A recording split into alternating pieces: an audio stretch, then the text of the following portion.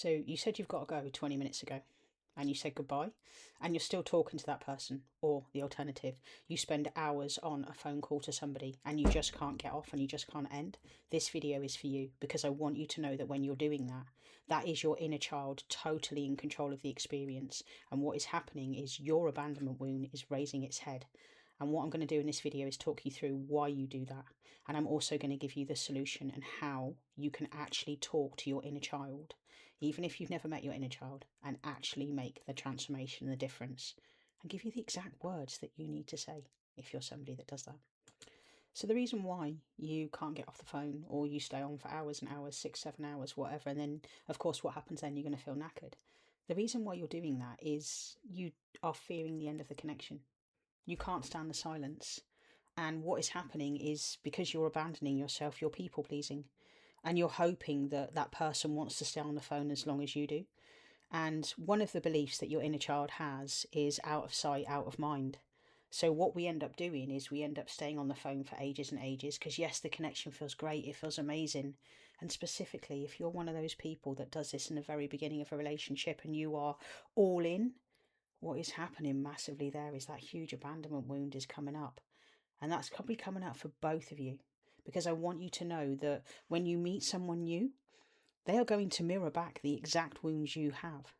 And when you are that person that doesn't want to put that phone down and doesn't want to end that connection, that's happening because your inner child has unmet needs. And this is where it is your responsibility to become the parent to your inner child and reparent them to create that transformational change. So how do we stop doing that? How do we stop having those huge long calls and people pleasing and performing and being the one who's always keeping things going? What we do is we use my 3-step approach. Okay, so for me, there are 3 steps when it comes to healing. Step 1, you have an awareness that you're doing that. So you have an awareness that you're staying on that phone to somebody until 1, 2 in the morning, or you are that person that's like, bye, bye, no, you say goodbye, no, you say goodbye, no, you hang up. Have the awareness that you're doing that. And if you clicked on this video, you have that awareness. So step 1, have the awareness. Step 2, catch yourself when you're doing that. So the next time that you're like, okay, I need to go, I'm going to go at 10:30, okay, or whatever it is, catch yourself. And then when you catch yourself, you can then use step 3, or you can just catch yourself and go, okay, well, I've done it again. So step 3 is where you choose something different and you choose an alternative and you choose to honour yourself and you choose to put those boundaries in place, not only with that person, but you actually reparent yourself the way that you said that you would. So what does it look like to actually reparent the inner child before you have to end the conversation? And also, I'm going to talk you through and show you exactly what to say after you have hung up so that your inner child doesn't feel abandoned. Just so you know, I am LK's daddy. So LK is my inner child, if you've never seen me before, and I am her daddy, because I want you to know that your inner child doesn't know who you are unless you use your name and your age. But I've been working my inner child for over a decade, therefore she calls me daddy. So I'm going to talk you through exactly a conversation I had over a year ago when I was dating somebody in New Zealand, and how I was actually able to start getting off the phone to that person rather than staying on the phone till 1:30, 2 o'clock in the morning, because there was a 12-hour time difference. So here we go. Okay, are you there? It's daddy. Yeah, daddy? Okay. Daddy really wants to talk to you about why we stay on the phone to daddy's partner until 2 o'clock in the morning sometimes, knowing that daddy's got to be up really early for work next day. Well, it's fun, daddy, really. I loves it. I loves talking to her because her inner child comes out and my inner child comes out and it's awesome fun. Okay. Is that why you're doing it? You're doing it because you want to have fun and you want to be seen and you want to feel validated. Well, that's a big word, daddy, but yes, I likes it. I likes talking to her. She's amazing and she makes me feel good. Oh, okay. So are you saying that daddy doesn't take care of you and make you feel good? No, daddy, I was just saying that I just likes it.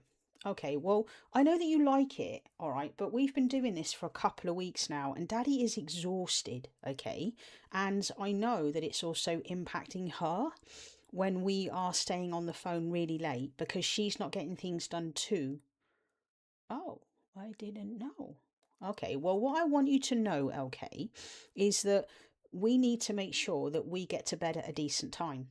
Now, how about you work with Daddy and Daddy says to you about 20 minutes before we need to go that we're going to end that call at that time, but that we end the call and then I talk to you afterwards. Are you open to that, baby girl? Yeah. So does that mean like we still talks to her?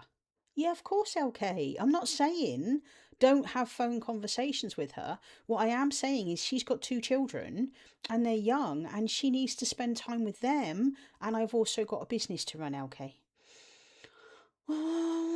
Okay. All right. Well, I'm just coming from being your daddy, LK. All right. And I'm saying that this is the boundary that daddy's putting in place with you. And I'm doing it because it's healthy. All right.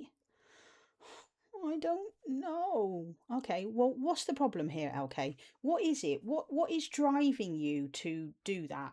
What is making you want to stay on the phone for hours and hours and hours? Well, it's because, like, when I was younger, like, Mum never spoke to us. Oh, okay, cool. So, do we need to do a bit of work then around how we were ignored and we had so much silent treatment from Mother when we were younger? Yeah, because that's just so bad. Okay, so how about Daddy puts this boundary in place with you, but then we also sit and speak about the silent treatment that Mum or Mother gave us when we were growing up? That would help, yeah. Okay, so LK, how about that?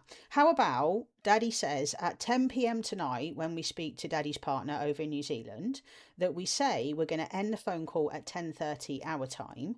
That allows her to still get things done with her two young children. Is that okay? Yeah, okay.